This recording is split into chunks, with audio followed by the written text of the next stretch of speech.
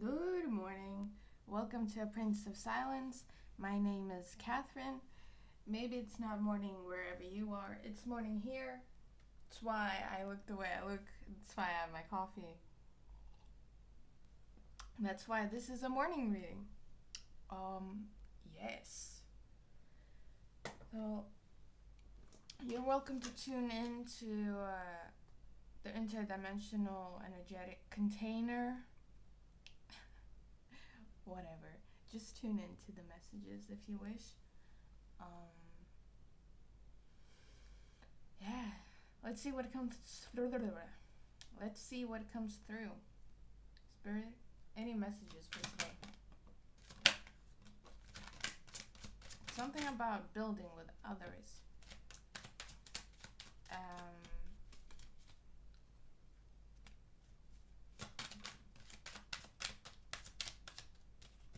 New blessings coming in.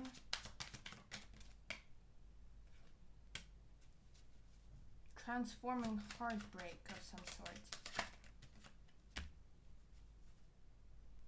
Materialistic heartbreak. Oh, it's like if you've been wounded by poverty. It's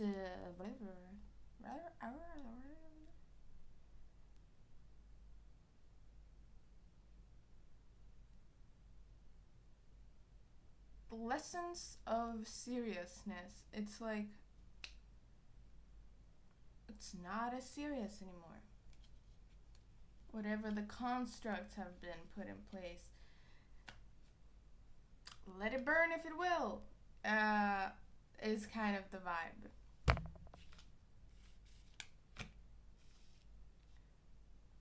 Manifesting some kind of resolution to a heartbreak where it felt like you were left or you felt like you didn't have any options.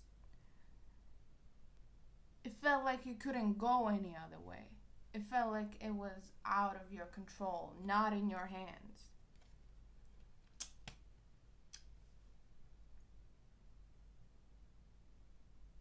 It's not so much about poverty, as in having no money. It's more about in the we can't have what you want. What you want is not for you. It's like belittling and diminishing the child so that the child doesn't mirror back something to the parent that the parent feels incredible guilt about and powerlessness towards. So it's subconscious or not so words or not so subconscious. It has put immense pressure on the child to conform to this idea of lack. But worse than lack, don't question the lack. You don't question where it comes from. You don't question how it's built. You don't question how to fix it because it's not in your hands and you should be quiet about it. It's like that. It's like entrained. I'm powerless about this situation. And I am not allowed to brainstorm ideas about how to fix it. I'm not even allowed to show interest in that I want to have anything fixed. Because that's a threat to me being a part of the social circle. I will be made into the problem if I do that. So, we're definitely breaking the. Oh, where is that from? Who does that? Someone breaks the spear into like tiny bits of. Who does that? I think it's a cartoon movie. Like an animated thing. Some princesses. Oh wow, I don't know. I don't know what movie that's from. That is annoying.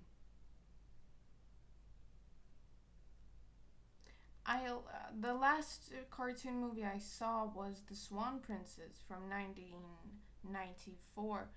So maybe it's in there, but it kind of has Tangled vibes. But I don't remember a scene from Tangled like that. Okay, whatever. Not important.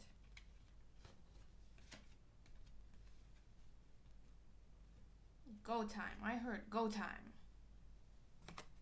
And it's the go time that comes from you just letting things burn. Oh wow, I always get this feeling in the fall. I think it's when everything starts dying, and I'm like, well, this is inevitable. And then you just let it burn, and then all the leaves turn, at least here, all the leaves turn like orange, and everything just burns. And I feel like, you wanna go? Everything, you, everything wants to go to shits? Okay. Okay.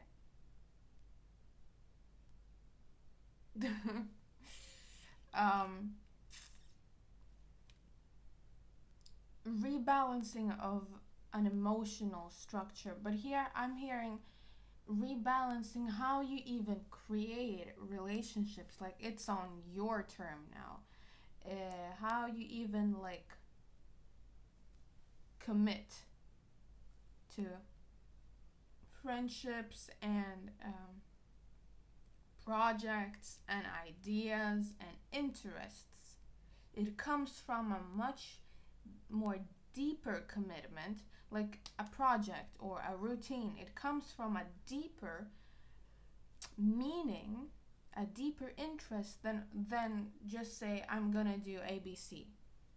If a routine is made out of ABC, it's not the external ABC that makes up the routine now. It's the, but what was the root reason that gave rise to ABC being the natural order of progression of achieving this result that I wish to achieve, and that then has become a routine. Now you're more committed to the root than the ABC. And mostly the routine does look like the ABC. Sometimes it doesn't. It doesn't matter. The routine is still there even if the ABC looks different, because the root is there. So committed to the root. And this can be in friendships and romantic connections and business connections. Say compatibility in a friendship. Say it's like, oh, I really want to build something like this, and you used to connect to people based on ABC. This is how I act. This is how I present myself, and this is what I bring to the table. Um, meaning how I act about this person, and then how I act with this person, and then what I bring to the this person. Now it's more, you go deeper and you go back into the root of like, why do I even value these ABCs? What was the reason in the beginning for me to choose that these ABCs are what matters to me? What if I commit to that? What if I commit to the deeper reason? And then every action step that comes out of it will be in alignment with that truth. Because sometimes you keep following the ABCs, but you don't feel as if you are the one in charge, as if you are the one who've actually decided what it is you want. And then sometimes you kind of force yourself to still do the routine, even though it's clearly not the way to do it. But you feel so afraid of losing sense of what it is that you're here for, or in the relationship for, or in the commitment for, or in the project for, that you just stick to the ABC. But the world and life doesn't work like that. The universe and the flowiness of our existence doesn't work like that. It needs pillars, because pillars show the trajectory of where you're going. It's like where you're gonna throw it, but there are still winds involved, and there is still adjustments that you have to always stay open to that. And that's why the ABCs have been feeling unfulfilling to you.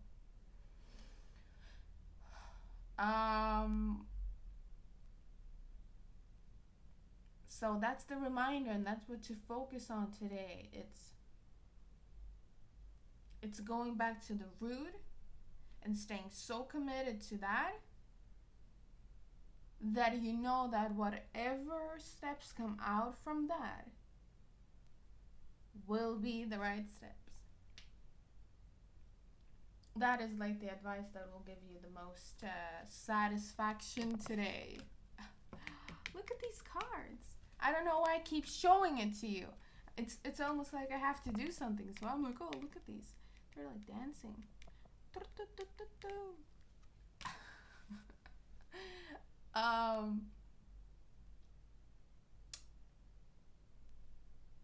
Oh my god, there probably has to be tarot readers who are like, you're doing it wrong. I'm not doing it wrong. I'm doing it differently. It's not so much about the cards for me. It's about what I hear and feel. And then the cards are like a reminder, and then they keep me on track with what I'm saying and where I'm thinking. So just, this is my way of doing it, and it's going to be different from just like what I just said in this reading today. It's going to be different from day to day depending on the flows of life. And the past 2 days have had a very different energy from the energy today. It's just going to change. So don't expect this energy to always be here, because it won't. But the root reason of why I'm doing this and why I'm channeling these messages, that is still going to be here. So I'm still going to be committed in whatever shape, form, or mood everything else falls into. Because it's life, so here we are, and yes, 2 cards. The Chariot and Gabriel, Angel of Heralds. Look at these cards!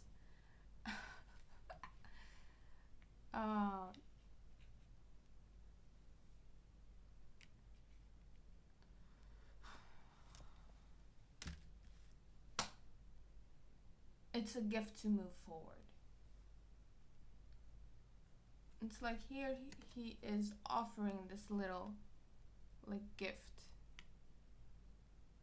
It's not really, but today he's offering this little gift. And this woman with her handkerchief, sometimes the handkerchief was offered as a gift. I'm making a story up now. I have no sources of information if this is actually true. In my story, handkerchiefs were offered to soldiers going to war from their loved ones as a token of, please come home and return this to me.